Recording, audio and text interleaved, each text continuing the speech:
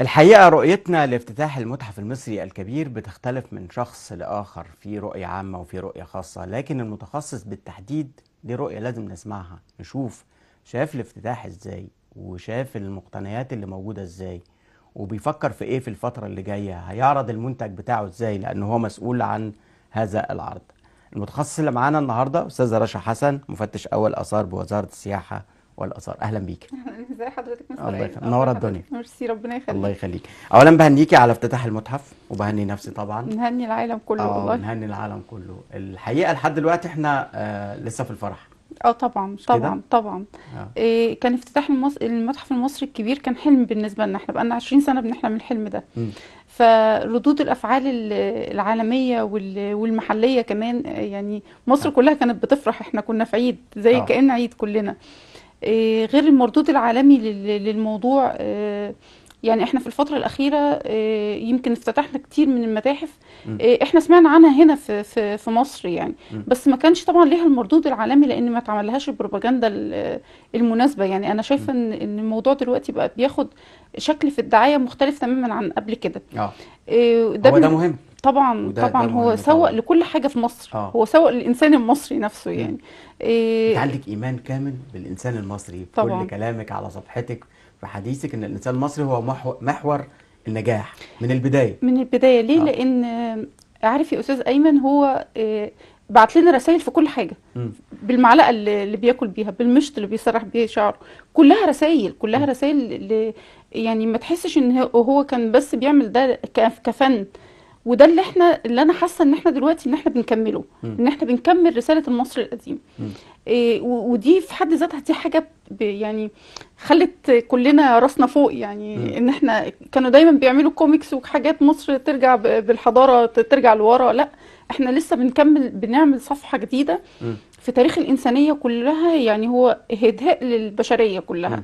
المتحف المصري الكبير. مم. لأنه مش قادرة أقول لك الفرايتي اللي موجودة فيه، كمية الآثار ومحتواها، أبعادها الثقافية يعني رسخت كمان الهوية المصرية عندنا. مم. احنا كلنا بقينا نحتفل، احنا مش بنحتفل بحد معين أو بحاجة معينة، احنا بنحتفل برجوعنا احنا لشخصيتنا المصرية القديمة. مم. وده في حد ذاته انا حاسه ان هي دي الطفره اللي حصلت بالنسبه للمتحف المصري طب الكبير. تقدري تقولي معايا انه المتحف المصري ماضي يصنع الحاضر؟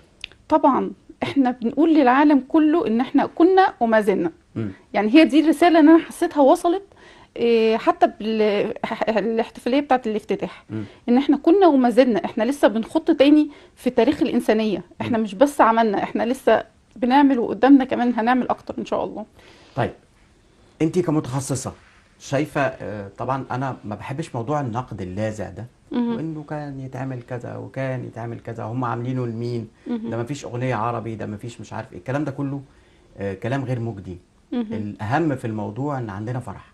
إيه، هو احنا كمصريين احنا فرحنا بطريقتنا. اه. لكن لما نيجي نوصل رسالة للعالم لازم يبقى، يعني انا ما ينفعش ان انا اروح اوروبا اتكلم بالعربي ايوه. واوصل رسالتي، حلو ازاي هما الكلام. هيفهموني؟ مم. يعني هي دي البوينت اللي احنا عايزين نعمل سبوت كتير عليها. في ناس كتيرة جدا يعني جالها ديسابوينتد من الموضوع اه. الحفلة والافتتاح. اه. لا بالعكس، احنا بنوصل صوتنا. ما ينفعش ان احنا نتكلم بغير لغتهم او نعمل حاجات هتبقى غريبة عليهم. مم. احنا بنوصل رسالة مش محلية، احنا بنوصل رسالة عالمية. مم. وهي دي يعني هي دي النقطة اللي احنا بنتكلم عنها.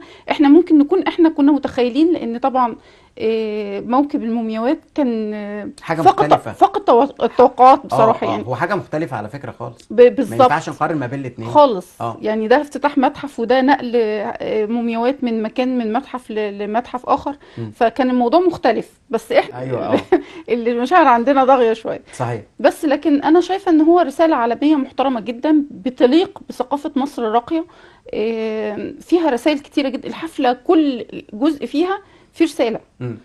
بتاكد دور مصر، مش هنتكلم بالتفصيل عن عن يعني. الرسائل دي الحقيقة. لكن اوكي. انا عايز ارجع قبل الافتتاح، السنوات الطويلة، حضرتك قلتي انتظرنا 20 سنة، مهم. كنت منتظراها ازاي وكنت بتتابعي الاحداث ازاي؟ والله احنا يعني يعني اخر 20 سنه واللي حصل فيها والتداعيات اللي حصلت في الاحداث السياسيه والاقتصاديه اللي حصلت في مصر. فاحنا كنا متخيلين الموضوع يعني مات او هينتهي. هيطول او هيقف. اه يعني هي دي اللي احنا كنا بنتكلم فيه، ان يعني كلنا صابنا كتير من الاثريين صابهم، يعني خلاص ده امل مش هيتحقق او حلم مش هيكمل يعني. كتير من الاثريين. كتير طبعا. لان اه احنا عارفين التمويل بتاع افتتاح متحف مش طبيعي في كل حاجة، في الإدارة، في السياسة، في السيناريو العرض نفسه، في القطع المختارة ان هي يتم عرضها. كل الحاجات دي ليها يعني خطوات وستبس كتيرة جدا، كلها عايزة تمويل، كلها عايزة تمويل اقتصادي. صحيح. فيعني في ظل الظروف اللي مش بنمر بيها لوحدنا، احنا ظروف عالمية بصراحة يعني. فاللي احنا عملناه ده يعني ضربة من المستحيل، انا ضربة من بعتقد. المستحيل. اكيد. انا بحييك على الكلمة دي. ده انتي حد متخصص وبيوصل للناس معلومة. احنا عملنا حاجة مستحيلة في ظل هذه الظروف. ده حقيقي، والظروف وده مش بيمر بيها جديد العالم علينا كله. يعني، مش جديد علينا المستحيل، صحيح. صدقني والله. طيب، سمعنا بعض الكلام انه كان في محاولات لتشويه صورة المتحف في الاول من بعض الشركات بوضع اشكال هندسية وحاجات عليه وحاجات كده، لكن تم الغاء هذا الامر وتم الموافقة على تصميمات المصريين راضيين عنها تماما، او الاثريين بمعنى اصح. يعني مش اي حد هيوافق على التصميمات دي. طبعا التصميم نفسه بيبعت رسائل. يعني التصميم نفسه بتاع المتحف غير كده، ان احنا ابتدينا نخطو خطوات، يعني مش بالكلام بس، خطوات فعلا عملية نحو الاستدامة اللي كل العالم دلوقتي بيسعى ليها. فاحنا عندنا متحف مستدام يعني. ومتحف المستدام ده يعني اخضر، متحف اخضر يعني صديق للبيئة، مكونات نفسها المعمولة كلها صديقة للبيئة. الكلام حاجة، واللي على ارض الفعل التصميم ارض الواقع، التصميم نفسه والتمويل والحاجات، حاجات كتيرة جدا. يعني علشان نوصل للمرحلة اللي احنا وصلنا ليها دي، لا احنا عملنا حاجات كتيرة قوي قوي ما كناش ممكن نتخيل ان احنا ممكن نعملها في الظروف اللي موجودة دلوقتي. طيب، قبل ما نتكلم عن تفاصيل ما هو بداخل المتحف، عايزين نتكلم عن الرسائل اللي جت في حفل الافتتاح. اولا، اضاءة المسلات المصرية على مستوى العالم. انا حطيت رجل على رجل اول ما لا دي بصراحه يعني حطيت رجل على رجل. احنا كلنا اتفاجئنا يعني. كانت لحظه تاريخيه يعني. غير مهابه افتتاح المتحف، هي كانت لحظه فعلا تاريخيه. حضرتك عارف ان احنا مسلاتنا في العالم كله، احنا 13 مسله بس في روما. يعني في روما بس. في لندن، في اسبانيا، في باريس، مدريد، في باريس، في نيويورك. يعني احنا مسلاتنا في العالم كله. فاحنا انا شفتها بصراحة حركة سياسية راقية ثقافية مش طبيعية. ان احنا يعني بدل ما بنطالب او نخش في هجوم معين ان احنا عايزين مسلتنا واسترجاع حاجتنا لا، احنا وصلنا للعالم كله ان احنا مصر لا فرضة سيطرتها. مش هنا بس، لا ده على العالم كله. احنا موجودين عندكم في اهم احنا موجودين. احنا دول سفراء يعني. انا بعتبر المسلات اللي موجودة دي في العالم دي سفراء لمصر. بيتحدثوا يعني بطريقتنا احنا، بيعبروا عننا، بيعبروا عن الهوية المصرية. لما حضرتك بيكتب عن المسلات دي في الكتب عندهم مثلا دي مسلة مصرية موجودة في الميدان الفلاني عندنا، والأطفال الصغيرين عارفين ان دي حاجة تاريخنا احنا. تاريخنا طبعا. طبعا هي بيبقى ليها كمان يعني دعاية وبتنار برضو في الاحتفالات الكبيرة. بس قصة إنارتها في نفس وقت افتتاح المتحف المصري الكبير ده دليل ان دوره مش هيبقى محلي، ده دوره عالمي. مصر بتنور العالم. مصر بتنور العالم، وهو ده فعلا ده الحقيقة. احنا كنا فعلا مركز إنارة للبشرية كلها. فيعني انا يعني اثبتوا لنا فعلا ان احنا لا، احنا ستيل موجودين، واحنا لسه هنعمل حاجات كتيرة ان شاء الله جديدة. جميل. والربط اللي حصل مع اليابان ومع البرازيل والحاجات اللي هي بتقول ان الدول دي ليها تاريخ، والتاريخ التاريخ مرتبط طبعا، التاريخ مش بعيد. هي اليابان مش قصة تمويل بس، هو قرض على فكرة. هو يعني قرض بسيط يعني الفوائد يعني، وعلى مدى تقريبا 25 سنة ب1% حاجة كده، حاجة يعني بسيطة يعني. بس هو القصة كلها ان اليابان حطت اسمها جنب نقل مقتنيات توت عنخ آمون. حطت اسمها جنب متحف بيرسخ تاريخ الإنسانية. يعني هم كان عندهم الكونسبت ده موجود عند اليابانيين لحد دلوقتي، ان احنا ازاي نرسخ التاريخ بتاع البشر نفسهم. فاحنا اولى الناس بده. صحيح. فيعني مش هم ما اضافلناش قد ما احنا اضفنا لهم. ده حقيقي. يعني احنا اضفنا لهم، كفايه اسمهم محطوط جنب الحلم ان احنا كنا نعمل متحف لتوت عنخ امون. كان المفروض يعني هو كان متحف لمقتنيات الملك توت عنخ امون بس. فاللي احنا شفناه ده يعني فاق توقعات، فاق تخيلنا، يعني العظمه اللي صحيح. احنا شفناها دي. طيب من الرسائل كمان كانت الرسالة الخاصة بالنيل، والنيل هو أصل الحياة. مهم. ارتباط المصري القديم بالنيل، احنا يعني زي ما بيقولوا دولة منبع ودولة مصب. لا، احنا دولة مصب، بس احنا عملنا حضارة على نهر النيل ده ما تتوصفش. احنا من اقدم الحضارات في العالم.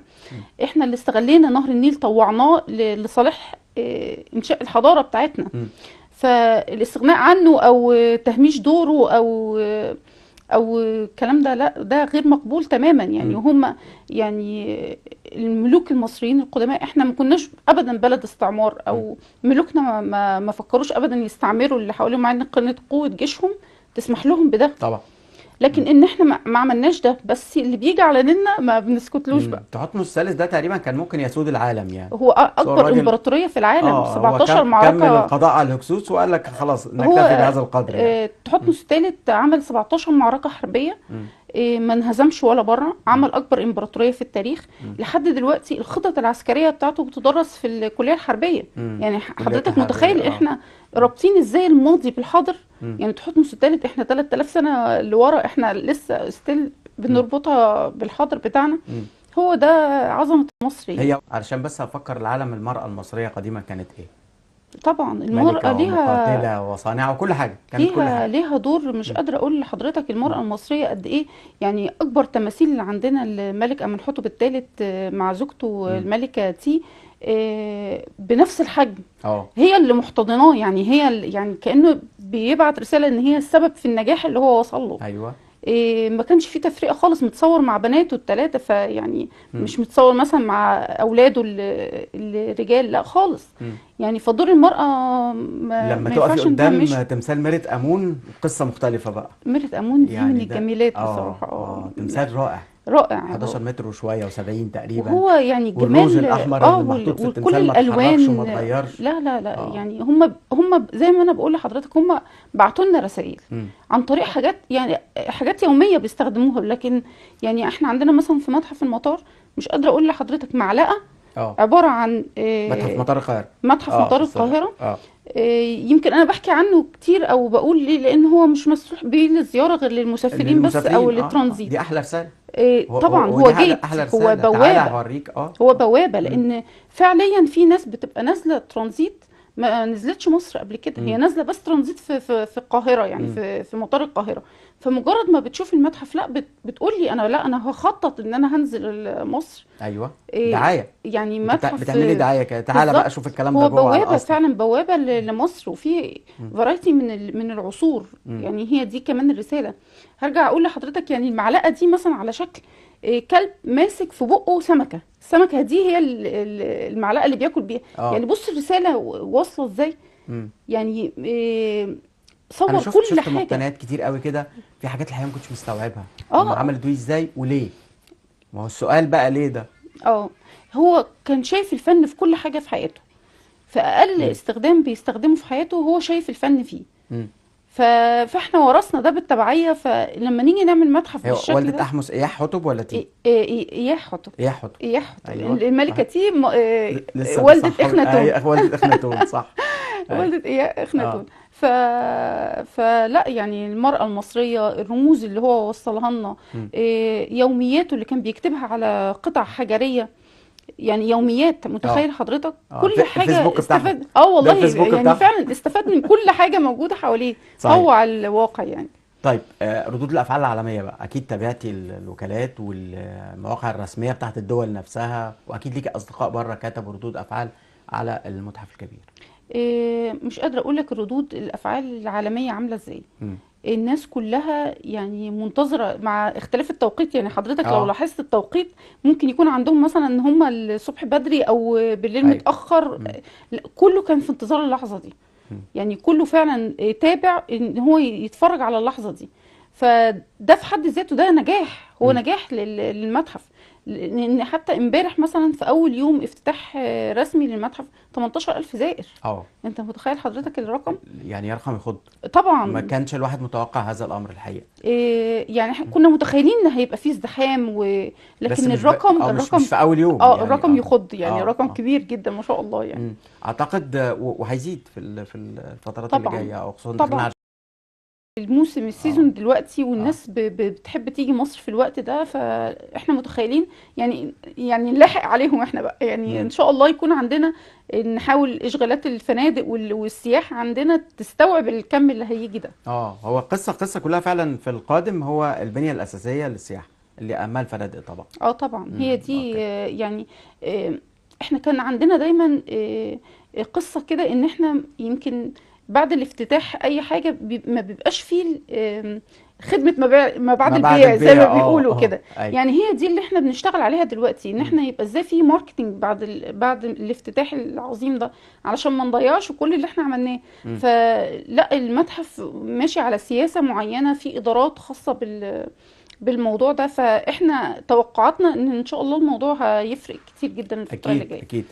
في تعليقات للضيوف الحقيقه اللي كانوا موجودين، ملكه الدنمارك بتقول لك اتمنى اني لو ما ارجعش. اه ده حقيقي. عايزه اكمل هنا، ده وعندها عشق غريب رسائل لمقتنيات كتير توت عنخ امون طبعا. والقناع الذهبي. حضرتك استاذ ايمن، احنا المقتنيات كلها لما اتجمعت في مكان واحد، انت كأن انت ماشي عبر العصور، مم. يعني انت ماشي عبر الزمن، بتشوف كل المقتنيات، بتشوف الكاتيجوريز نفسها بتاعته. مم. غير لما طبعا المتحف المصري بالتحرير ده البيت الكبير بتاعنا طبعا. يعني. بس طبعا بس طرق العرض طرق اختلفت العرض، تماما احنا تماما. واكبنا اه وعدينا كمان الطرق العالمية يعني. عدينا.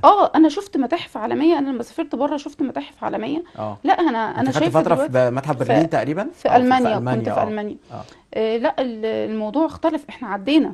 مم. احنا عدينا بتراث حقيقي يعني. انا المتحف ده احنا الحمد لله كله من طب عدينا تراثنا. بافكارنا ولا دي افكار موجوده بره وبتتنفذ عندنا؟ انا عايزه اقول يعني احنا اللي لحضرتك، بنفكر في ده، احنا عندنا اه خبرات كتير. مهم. احنا دلوقتي كمان الوزاره بتشتغل على العنصر البشري. مم. يعني هو ده اللي انا برضو دايما اعمل سبوت عليه، ان احنا ما بقيناش زي قبل كده زمان، احنا معتمدين على الخبرات الاجنبيه والتفكير والعقليه الاجنبيه. مم. لا احنا دلوقتي حتى الوزاره نفسها بتعمل تدريبات لرفع كفاءه العاملين بيها. الحاجات دي كلها طبعا بيبقى ليها مردود وعائد على المكان نفسه او المتحف نفسه. مم. فيعني احنا بنفخر ان احنا عندنا افكار خارج الصندوق زي ما مم. بيقولوا. يعني هم دلوقتي بيستعينوا هم بينا يعني بافكارنا احنا، لان احنا بالمنظر اللي احنا شفناه ده، لا احنا الحمد لله عدينا جدا يعني. جميل. تعالي نتكلم بقى بشكل متخصص شويه. اتفضل. اهم قاعه في المتحف هي قاعه الملك توت، مهم. مش كده؟ ولا في ولا ما دي نقدرش اهم نقول حاجه، اهم، هي من اهم القاعات من اهم القاعات هي، اه وطبعا مركب خوفو يعني.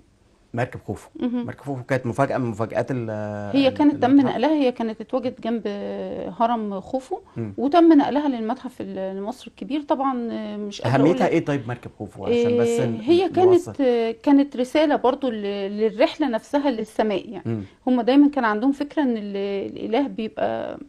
راكب المركب بتاعته، بيتجه من الأرض للسماء. مش كده فليها اسمها مراكب طبعا الشمس؟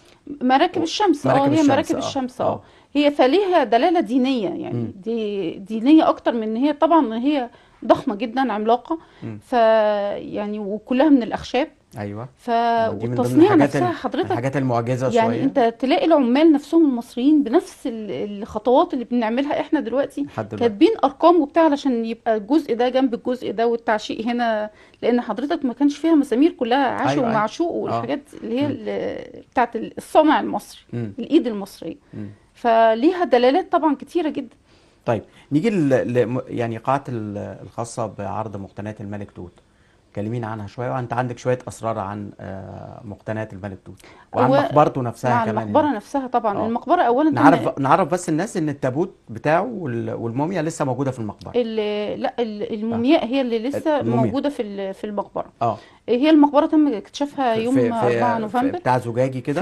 في تابوت زجاجي. ايوه. طبعا علشان التحكم في درجة الحرارة والرطوبة فيها. مم. علشان يعني ما تبص اكتر ما هي يعني هي اه يعني عانت المومياء دي عانت بجد. طبعا. هي مم. اولا تم اكتشاف المقبرة سنة يوم 4 نوفمبر. زي امبارح كده. زي امبارح 1922 على 103 ايد سنة. كارتر طبعا المكتشف الانجليزي. مم. قبل كان كارتر كان في ولد صغير هو اللي بيحفر ولقى هو درجات اللي السلم. هو الطفل اللي هو اسمه حسين عبد الرسول، اه هو اصلا سقا، اه يعني كان بيجيب الميه للعمال والناس اللي شغاله في الموقع. وعايزه اقول لحضرتك ان كارتر كان بيعاني لان كان تصريحه خلاص فاضله اسبوعين ويخلص، وهو متاكد ان في ملك هيلاقيه في مقبره ملكيه هو بيدور عليها بقاله 20 سنه مش لاقيها. يعني هي كانت تحت الخيمه اللي هو كانت كان تحت قاعد الخيمة اللي هو قاعد فيها. سبحان الله يعني. فكان الولد بيلعب بالعصايه بتاعته فدب في الارض فسمع صوت مش صوت حجر، فنادى على الناس لقوها درجه سلم 16 درجه بتفصلنا بقى من عالمنا لعالم توت عنخ امون. للاسف يعني الملك ده عانى كتير قوي يعني مقبرته عانت كتير قوي. ليه؟ لان كان في قانون وقتها اسمه قانون ماسبيرو، ده عالم برضه، هو ان انت لو بتاع ماسبيرو بتاعنا طبعا. لا ماسبيرو تاني خالص. ماسبيرو بتاع فرنساوي. لا واحد تاني خالص.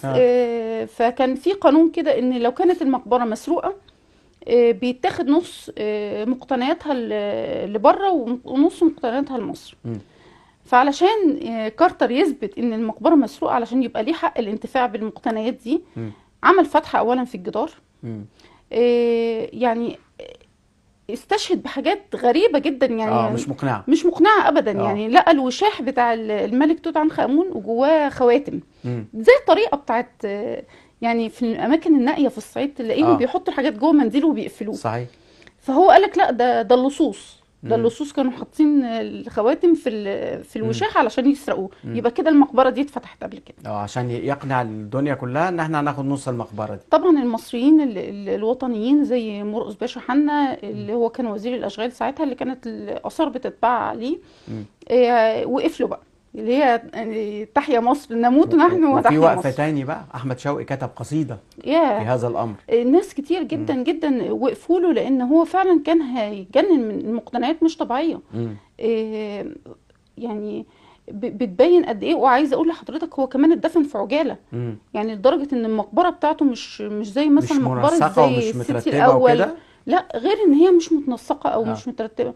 يعني النقوش مثلا في حجره الدفن بس ده ما كانش موجود في باقي المقابر. في باقي المقابر وادي الملوك. حضرتك من اول ما بتلاقي السلم بتلاقي نقوش على أيوة لا حاجه فخمه جدا. السيتي الاول الملك رمسيس السادس في وادي الملوك قد ايه كانت مقابرهم فخمه جدا. فدي مقبره فقيره جدا. واضح بقى ان هو يعني لما مات صغير او مات فجاه فهم دفنوه مثلا في المقبره بتاعت اللي هو الملك اللي هو كان اخذ الحكم من بعده، او المقبره بتاعت اي كاهن، لان كانوا فعلا في عجاله. قصدك ان مقتنيات المقبره لا تليق او المقبره نفسها لا تليق بهذه المقبره نفسها لا تليق. حتى النقوش نفسها اللي موجوده هتلاقي اختلاف النسب المصري القديم معروف ان النسب بتاعته مظبوطه، نسب طبعا. الجسم مظبوطه. فدي حتى النسب بتاعتها مش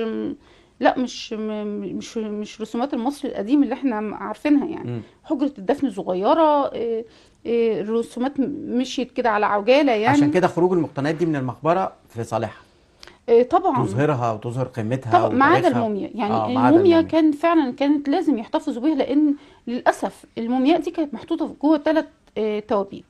في التابوت الاوسط كان خشب في ذهب، والتابوت اللي كان محطوط فيه الموميا نفسها كان ذهب. فمن كتر الزيوت اللي تم استخدامها اثناء تحنيط توت عنخ امون الموميا نفسها التصقت بالتابوت نفسه. فلما جه يخرجها ما عرفش يخرجها. فللاسف تقريبا اتقطعت حوالي 12 قطعه.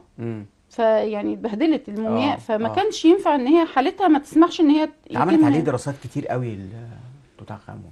كتير قوي قوي الراجل يعني. اقل حاجه بتبقى موجوده في المقبره ليها دلالات وعليها ابحاث والعالم كله بيتكلم عنها. بيشوفوا حتى الماده المصنوعه منها الاشياء. طبعا. الماده نفسها يعني احنا عندنا فرايتي بقى في مقبره توت عنخ امون. عندنا مروحه مثلا من العاج، عندنا صنادل عندنا صنادل من الذهب. عندنا 100 وحوالي لقينا صنادل من الذهب. عايزك صنادل، تكرري الكلام الحلو صنادل ده. من الذهب. هو كان عنده عايزك كونسبت تكرري ان الكلام الحلو. الملك هيلبسهم في العالم الاخر. مم. حتى الصندل هو كاتب لنا هو عليه لما رساله. يلبس كده في العالم الاخر، ما في العالم الاول هيلبس ايه؟ لا ده حتى الصنادل بتاعتهم كانت بتتم صناعتها من الجلود، من البردي، من الالياف انا النباتيه. شفت حذاء كده من الجلد، شكله يعني كأنه متصنع النهارده. اه اه. وبعدين هو عنده كمان احذيه للمنزل، واحذيه لخارج المنزل، احذيه للعالم الاخر. مم. لا احنا عندنا، وكلها بتبعت لنا رسائل. اه. يعني لما يرسم الاعداء نفسهم على الصندل بتاعه، هو كل دوسه بقدمه مم. هو بيدوس على الاعداء، بيطحن الاعداء. اه. مم. فلا اه يعني طبعا هي الكرسي كمان اه طبعا كرسي العرش كرسي ده الاحتفالات. حكايه. اه. لا لا لا، حاجات عندنا الحقيقة رائعة يعني. طيب كملي كلامك عن توت عنخ آمون، لأن أنا عارف إنه القصة بتاعته مش قليلة. إيه قلت لي إن ما ينفعش تتنقل الموميا، والبعض بيقول إنه حتى محاولة نقلها هتقلل من قيمة المكان هناك، فبالتالي بالظبط، لازم يبقى في حاجة موجودة. بالظبط، لان هي حتى وجودها تم ادراج المقبره تحت قائمه التراث العالمي لليونسكو. مم. بوجود المقبره، بوجود المومياء فيها. مم. لان وجود المومياء فيها اضفى ليها طبعا، لان انا مش هدخل المقبره فقيره جدا ان انا اتفرج عليها مم. غير المقابر التانية. فوجود الموميا نفسها اضفى طبعا طابع ثقافي وبعد تاني خالص للمقبره. مقابر وادي الملوك محتاجة دعاية شوية، ولا هي كتير محتاجة دعاية كتير. مش كده؟ احنا أصل اللي يدخل عندنا يشوف اه بيخرج يعني يفضل يومين مش عارف يتكلم. ده حقيقي، وده اه، حصل من لنا الانبهار صدمة. مش حاجة تانية يعني يعني. احنا اه. كنا دارسينها، بس لا لما رحنا وشفنا، وخصوصا مقبرة سيتي الأول، مش قادرة أقول لحضرتك على جمالها، جمال مم. النقوش، جمال الكتابات نفسها الهيروغليفية، ازاي كتبوا كل ده. مم. إيه لا لا حاجة يعني فعلا فعلا احنا محتاجين دعاية. مم. يعني احنا لما شفنا مجرد ان احنا عملنا دعاية بس للمتحف المصري الكبير، العالم كله كمان إيه كان في انتظار اللحظة دي، كل الناس استنتها، كل ردود افعال عالمية. احنا حاليا دلوقتي بنطالب بالاثار بتاعت بعين قوية بقى، مم. بنطالب بحاجتنا اللي بره. في بعض الكلام انه بعض البلدان هتبدأ تعيد لينا بعض القطع ده الأثرية. حقيقي، هي بدأت اه. بهولندا، مم. هيرجعوا لنا راس كان تم سرقتها واتعرضت في متحف هناك احلى للملك حاجة هناك تحتمس مش متحف الثالث. بس، ده بيبيعوا في مزاد. اما ده مش قادرة يعني اقول حاجة لحضرتك يعني. تجنن. فايدة كمان المتحف المصري، انت بتخش تشوف حضارة واحدة. مم. يعني انا شايفاه ان ده اطهر واشرف مكان في العالم. مم. ليه؟ لان لا في حاجة مسروقة، لا ايوه. في حاجة ما تخصناش. كلها اكتشافات مصرية. لا يعني تحس بالانتماء. يعني هو ده اللي احنا عايزين نرسخه بقى في اولادنا وفي مم. زي دلوقتي ما عملوا المنصة هي بتاعت رحلة، اللي هي دخول المدارس، رحلات الطلاب للمتحف المصري الكبير. مم. فده ترسيخ للهوية مم. اللي احنا بندور عليه دلوقتي. مم. طيب، في زيارات لبعض المتاحف اللي بيشغل دماغي دايما هم ازاي رسموا السقف. مم. عارفة الحاجات الطولية والعرضية والكلام ده مقبولة، مهم. لكن ازاي رسموا السقف؟ يعني في معبد دندرة مثلا يا اعتراف كامل دندرة بوجود ده 7 سماوات. 7 سماوات طبعا. مش كده؟ السقف دندرة ده من اشهر اه. الحكايات ايه قصته؟ وهو ايه السقف اللي الموضوع؟ موجود دلوقتي مش هو الحقيقي على اه فكرة. هو اه اه اه الحقيقي تم سرقته، تم يعني سرقته. تم اه. سرقته بحرفية يعني. اه. لان هو بيمثل الابراج السماوية كلها، قد ايه المصري القديم. يعني كأن مثلا السما دي خريطة، وهو الارض دي لوحة، مم. فبيرسم عليها نفس الحاجات اللي هو شايفها في السماء. مم. ده اللي حصل برضو، والرسالة اللي وصلت عن طريق الدرون والليزر اللي عملوه في سماء مصر مم. لما يوم افتتاح مصر الهيلوجرام. المتحف اه. المصري. اه. المتحف المصري الكبير. اللي هي حزام اوريون ده، اه. اللي هو بالظبط هو الاهرامات. هو طب كويس فتحت الموضوع ده. هل القصص بتاعتنا او التفسيرات بتاعتنا نظريات نظريات علمية طبعا. نظريات علمية؟ امتى نقدر نقول دي حقيقية 100%؟ لا لما يبقى في التطابق. اجماع عليها، ولا لما تعتمد بشكل رسمي؟ انا لما باجي اه. اعمل سيرش او اعمل ريسيرش على الحاجات دي، فانا بلاقي تطابق مش طبيعي. اصل انا ازاي التطابق ده؟ قريت قصة كده ان احد الباحثين، انا مش مهم. فاكر اسمه ايه الحقيقة، قال انه لما رصد موقع الاهرامات مهم. ولقى ان في انحراف للهرم الثالث، ايوه بالظبط كده. الاهرامات كلها مش على استقامه واحده، وليه التلاتة مش قد بعض؟ والثلاثه مش قد وليه مش بعض. قد التلاتة؟ وقال المصري القديم زي ما حضرتك قلت، المصري القديم لا يمكن يعمل حاجه غلط. بالظبط بالظبط، لما راح لان الابعاد والميل نفسه اه بنفس الزاويه اللي موجود فيها الحزام في السماء. اه فازاي عمل ده؟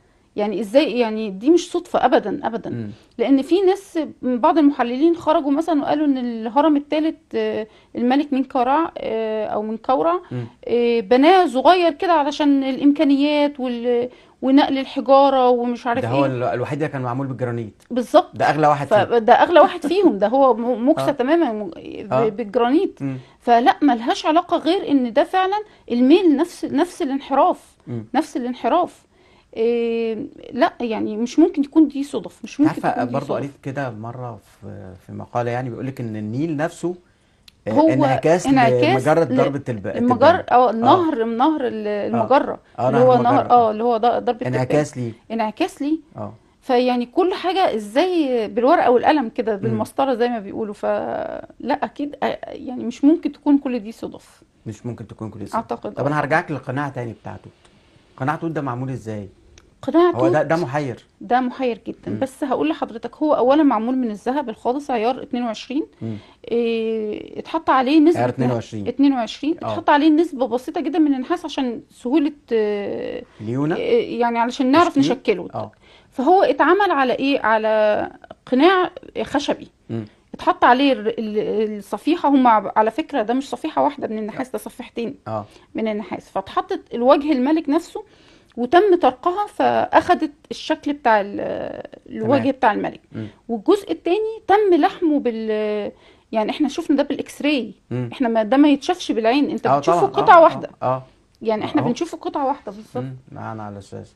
اه امم فاحنا بنشوف قطعة واحدة، لكن لا هو قطعتين امم وتم لحمهم بطريقة يعني فنية ازاي بقى؟ خطيرة. ما هو ده السؤال بقى. ايه دي المفروض ان الاسئله؟ هو تم لحمها بشمع العسل. امم بس شمع يعني العسل؟ يعني النحل معقول؟ عندهم واضح ان هو كان مختلف عن النحل عندنا. نحل ايه بس؟ لان احنا اكتشفنا ده لما الدقن بتاعته سقطت اتخلعت. اه. فاحنا اكتشفنا ان هي كانت ملزوقة بالشمع بتاع العسل. طيب مطعم باحجار كريمه. بطبع العينين مطعمة كوارتز طبعا علشان تبين كده. طبعا اه كل الحاجات من الذهب. اه نخبة وواجط اللي هي بتمثل مصر العليا والسفلى، اللي هي موجودة النسر لا، العقاب ده على فكره اللي موجود على العلم المصري. العلم المصري. اه عشان اه الناس ما فاكره هو ان ده نسر. لا مش نسر، هو هو عقاب، العقاب. طائر العقاب. اه فلا م. علامات كتير واشارات كتير والحمد لله. بس احنا يعني حاسه ان احنا دلوقتي ماشيين في الطريق الصح. يعني بمعنى ايه؟ يعني قولي ان لي. احنا انا باخد بنكمل. الكلام ده منك لان انت متخصصه. احنا ممكن نقوله كجمهور عادي مهم. فرحانين ان بلدنا عملت متحف غير عادي وانه الوحيد في العالم بهذا الشكل وبهذه المقتنيات، فانا فخور بده. لكن انت متخصصه، قولي لي يعني ايه ماشيين على الطريق الصح؟ بشوف ان الرساله بتاعت المصري القديم احنا ابتدينا ان احنا نكملها او م. اتحطينا. احنا كنا يمكن تايهين شويه في الدنيا دي. اه فلا انا حاسه دلوقتي ان احنا اتحطينا دلوقتي على الطريق الصح، الطريق م. المناسب اللي هو كان ماشي عليه بنكمله. م. وهي دي الفكره، ان احنا مش بس ان احنا بنفخر ان احنا لينا حضاره، احنا كمان هنصنع حضاره. م. يعني هي دي هنصنع حضاره. يعني التكنولوجيا والاي اي والتقدم التكنولوجي دلوقتي. لا ما هو ده هنكمله. ما هي دي التكمله يعني كل صحيح. عصر بيتسم بطريقه معينه. احنا دلوقتي ابتدينا نتحط على الطريق الصح. شفت العمال اللي اتموا العمل في المتحف، الفيديو اللي عملوه؟ فخورين طبعا. لا قال لك ايه؟ قال لك عشان بعد 500 سنه ما عشان حدش يجي يقول حد احنا تاني اللي عملنا المتحف حد المصري. تاني، احنا مصريين احنا ما لناش حل بصراحه. طيب بعض المقتنيات محتاجه يعني نتكلم عنها زي المشط مثلا، والشباشب والصنادل والحذاء المصنوع من الجلد. لعب الاطفال، في لعب اطفال موجوده لعب الاطفال اللي موجود. ومتحركه مش ثابته. ايوه ده بالظبط. ده كان كمان اتوجد في اه مقبره توت عنخ امون في لعبه السنت، اللي هي رقعه شطرنج زي اه الشطرنج بالظبط، عباره عن 30 مربع وليها برضو حركات معينه م. لعب الاطفال دي علشان تسليه في العالم الاخر. م. يعني كل حاجة ليها رمزية. حتى المشط نفسه بتاع المصري القديم قد ايه كان عايق بصراحة. يعني مشط بسنون واسعة اللي هو التصريح اليومي، مشط اللي هو بسنون ضيقة اللي هي للحشرات والكلام ده، كل حاجة رسم عليها. يعني احنا عندنا مشط بيرجع للأسرة الأولى مثلا مرسوم عليه أسد وزرافة. مش متخيل ايه كمية الفن دي يعني في مشط ده روقان، مش استخدام. فن. ده روقان ده جدا مش يعني ايه فن. ده. بس هو المشط اللي بسنون واسعه وضيقه ده موجود لحد دلوقتي، اللي هي لحد الفلايه، دلوقتي بيسموها بالظبط. الفلايه، ما مش انا كده؟ بقول لحضرتك دي يعني موجوده يعني. هم سابقين في كل حاجه. يعني لو دورت عن اصل كل حاجه هتلاقيها ليها اصل مصري. طيب موضوع المسلات والمسله المعلقه مهم. وفكره المسلات نفسها، المصري إيه، كان بيستهدف منها ايه او بيعملها وازاي بيعمل كل هذا الارتفاع على قله المساحه في القاعده؟ ما هي دي بقى العبقريه الهندسيه، مم. ان هو يوقف بالشكل دوت بتبقى واقفه بالشكل ده. مم. هي اولا هي شعاع من الضوء بتمثل الاله رع. مم. لما الملك بيكتب عليها اسمه او الخرطوشه الملكيه بتاعته، فده تاكيد منه ان هو صارع او ابن الاله. مم. آه، رمزية جامدة جدا بترمز للقوة، لأن كمان كان القمة بتاعتها عبارة عن هريم كده اه. من معدن معين، فطبعا بيعمل ضوء لما أشعة الشمس بتنزل عليه. مم. فمش قادرة أقولك، يعني أنا متخيلة مصر القديمة دي الناس كانت بتمشي في شوارعها بتشوف إيه العظمة دي كلها، طبعا يعني طبعا. حاجة تدعو للفخر. المسألة الناقصة في أسوان بتقول أهو يا جماعة المنبع أهو ده المكان. بالظبط يعني لا المسألة يعني الناقصة دي اللي على هي الأرض على ما الأرض لسه اكتملتش ما يعني. اكتملتش. وقفوا صناعة المسلات وقتها. لا آه. والله كمان هي ان انت تفكر ازاي المهندس المصري يوقف الكتلة الحجرية دي كلها، يوقفها كده بشكل رأسي. ف اللي يبني الهرم يعمل أي حاجة. اللي احنا قادرين، احنا قادرين اللي بصراحة. يبني الهرم يعمل أي حاجة، ده حقيقي. مش كده؟ صح. طيب عايز أرجع لموضوع وفي نوع من الحساسية شوية. أنا ما بحبش كلمة الفراعنة. مهم. إحنا مصريين قدماء احنا مصريين القدماء طبعا. مش فراعنة. هي اصل الموضوع بيرجع لكلمة برعة. برعة يعني البيت العظيم او البيت الملكي، زي الكريملين دلوقتي، زي البيت الابيض. فزي ما بيقولوا مثلا يحدثكم البيت الابيض، فيعني برعة دي تم تحريفها بقى في العبرية واليونانية والكلام ده، هي اسم فرعون او لقب فرعون. فلا احنا مش فراعنة، احنا مصريين قدماء. احنا مصريتنا بتطغى على اي حاجة، لان انا لما بقول فرعون فانا بطغي عليه الصبغة الدينية اكتر من الانجازات اللي عملها. كمان التفسيرات بتقول ان فرعون موسى هو اسمه كده بالظبط. اسمه ده هو مش يعني لقبه. هي كلها يعني زي ما اقول لحضرتك الاثار كلها تكهنات، واحنا بنبقى مستنيين حاجة يعني تعرفنا الطريق او تعرفنا ال الاكيد. لكن هي كلها بتبقى اراء ونظريات. حتى بره بيقولوا علم المصريات. علم المصريات ما بيقولوش علم الفرعون. لا ما فيش الكلام ده. طيب النطق الصح لبعض الكلمات اللي موجودة لحد دلوقتي عندنا بيقولوا ان اصلها مصري قديم. مصري قديم. عندنا كلمات عندك امثلة طبعا عليها؟ عندنا كلمات كتير جدا جدا. انبو، اشرب، انبو. لا كلمات كتيرة جدا جدا. تاتا احنا تاتا تقريبا. تاتا اللي هي خطوة او نمشي. لا كلمات كتيرة جدا مصرية قديمة احنا لسه بنقولها. يبشبش اللي هي يلين يبشبش يعني يبشبش يعني في لا دي قصة كبيرة جدا، مصطلحات كتيرة جدا احنا بنقولها واحنا مش عارفين ان هي اصلا مصري قديم. ما هو الناس مش فاهمة ان ده عراقة. احنا ما طبعا انقطعناش ابدا، احنا مستمرين يعني زي ما قلت لحضرتك كنا وما زلنا الحمد لله باذن الله. اخر نقطه هتكلم فيها مع حضرتك هي تولي الدكتور خالد العناني اداره منظمه اليونسكو ومردود ده على مصر وعلى الاثار المصريه. الدكتور خالد العناني كان وزير لوزاره السياحه والاثار في وقت معين. فدي بصراحه يعني زي ما اقول حاجه في صالحنا جدا. ليه؟ لان هو ادرى الناس بالاماكن اللي محتاجين نحافظ فيها على التراث، لان هي فكره اليونسكو نفسها اللي هي الحفاظ على التراث. والسنه دي حتى واخدين الشعار بتاعهم يونسكو فور ذا بيبل، يعني للناس كلها. التعلم، البحث العلمي، احنا عندنا اماكن نائيه ما تمش ادراجها، مع ان هي بتمس الإنسانية والبشرية بشكل معين ما تمش إدراجها تحت قائمة اليونسكو. فهو طبعا لأن هو ليه خبرة كبيرة وتم افتتاح كتير من المتاحف، منها المتحف عندي في أيام دكتور خالد. صحيح. فيعني هو أدرى الناس، زي ما بقولك أهل مكة أدرى بشعابها يعني. فهو أدرى الناس بالحاجات دي. غير كده إن هو بيأكد بقى دور مصر فعال في العالم كله، إن إحنا هنبتدي هتاخد حتى شكل ثقافي وسياسي بشكل تاني خالص غير اللي هم كانوا متخيلينه. وهو كمان حتى الملف بتاعه نفسه بيتكلم عن التراث والهوية. ترسيخ التراث والهوية دي حاجة مهمة جدا، احنا هنشتغل عليها بقى ان شاء الله، وهو طبعا هيدعمنا يعني. مؤكد. طيب احنا قدمنا هدية للعالم، لكن الهدية هتفضل عندنا، الهدية موجودة عندنا، العالم هيجي يستمتع بيها هنا. طبعا. ازاي احنا نحافظ عليها ونقول للناس ايه؟ علشان احنا عندنا للأسف لما الموضوع بياخد وقت شوية كده بتبدأ تظهر سلبيات حواليه. ايوه بالظبط، وهو ده اللي احنا بنشتغل عليه دلوقتي. ان احنا بنعرف فين مثلا النقط، في حاجات بنكتشفها واحنا ماشيين ما نقدرش نخطط لها من قبل. بتظهر يعني حاجات سلبية، حاجات ايجابية، ايا كان. فاحنا دلوقتي احنا شغالين، المتحف المصري الكبير فيه ادارات كتيرة جدا هتعمل على ده.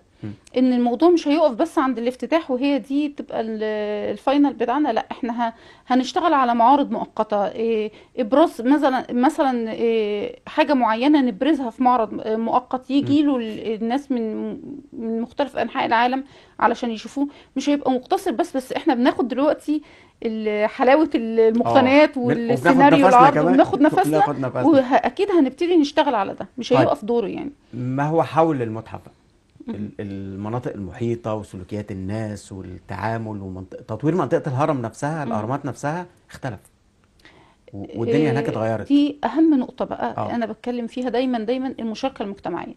إن لازم المجتمع يشارك بدوره في المكان ده، لأن أنا لما أجي أرصف طريق أو أعمل شارع جميل جدا وشكله جميل بس ما اديتش للناس الثقافة إن هم يحافظوا عليه، طب ما هيبهدلوه تاني. صحيح.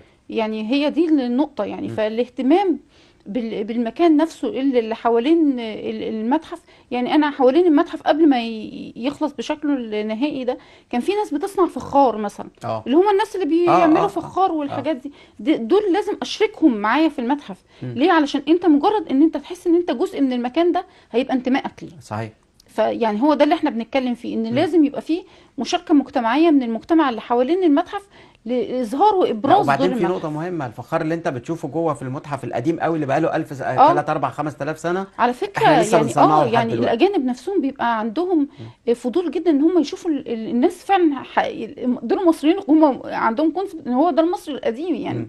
هو ده فعلا اللي بيعمل لي فخار، اللي بيعمل لي تمثال كسيفونير او حاجات. فيعني الموضوع بيفرق معاهم جدا لما يشوفوا الموضوع حي.